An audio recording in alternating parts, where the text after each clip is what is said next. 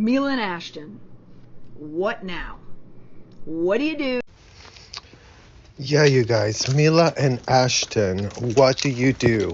And definitely look at these steps that this publicist is putting up for us, because they're actually, you know, really telling of what publicists do behind the scenes to launder people's images and, really stay on the surface of subjects and take a look for yourselves.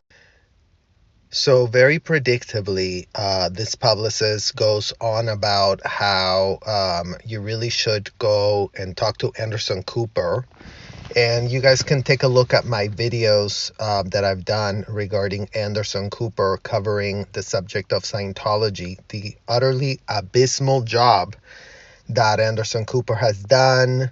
We've also audited the 60 Minutes Australia interviews. Never mind that Ashton and Mila were on 60 Minutes Australia being reported for, the apologists that they are.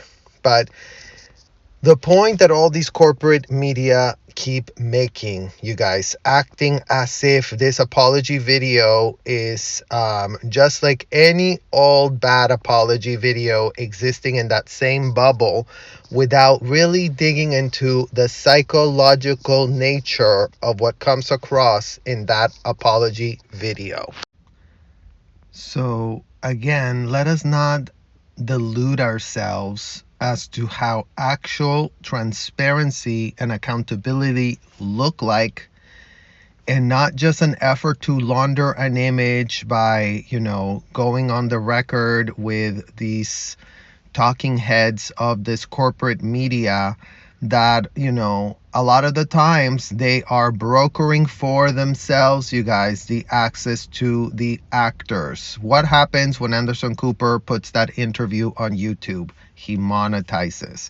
What happens when all of the corporate media that this publicist is saying they really should be reaching out to make a deal with these actors to show up and get asked so-called tough questions? The tough questions need to be, in what world do you, as a $275 million couple of the year of Hollywood, that has been the chairman of the board of a so-called child trafficking and enslavement 501c, that has supposedly spent so much time really getting to know what SA victims go through, including but not limited to children, go through, what they've been violated, come out in defense of a convicted, what in the literal hell we mean. So this idea that Ashton and Mila are just some infantile idiots that had not a shred of a clue what they typed in those letters, that they're just sorry they got caught writing them, never mind that those views expressed do not in any way, shape, or form align with the chairman of the board of a foundation that is purportedly helping trafficking victims. Because the other thing that's very glib about these publicists, the other thing that is very glib about the corporate media, is the type of involvement of blackmail that is literally being seen on these videos by these two who, do they really love Danny that much, you guys? Really? Do y'all really stay friends with your friends after they have been convicted? And do they really know that he's that innocent? Because they really do have this infantile belief of Danny being some just, best role model of the year and the person that put the moral compass on them.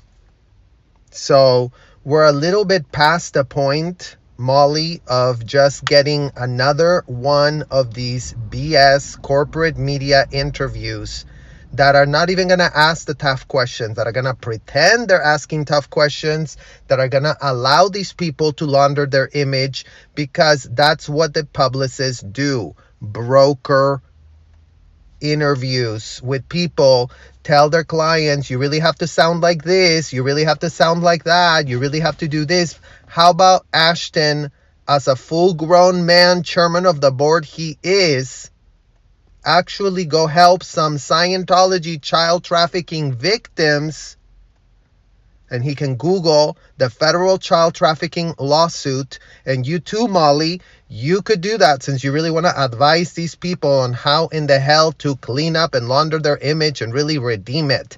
How about redeem it by stepping up? How about redeem it by helping the very real child trafficking victims of Scientology, the very real victims of SA, like these Jane Does, who Scientology helped perpetrators hide their crimes?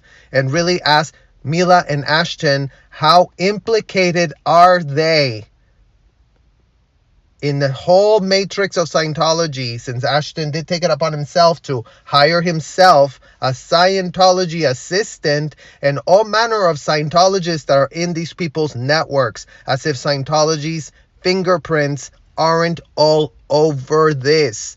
And this is why you would get a nonsensical letter with all these corroborated talking points. Giovanni Ribisi, he really didn't like drugs. He was such a great anti-drug advocate, Danny. Ashton saying the same thing. Mila saying the same thing. Everybody's saying the same thing, as if this is not already a coordinated PR job in the first place. How about we leave PR to the side, and how about some real transparency and some actual facts get admitted to,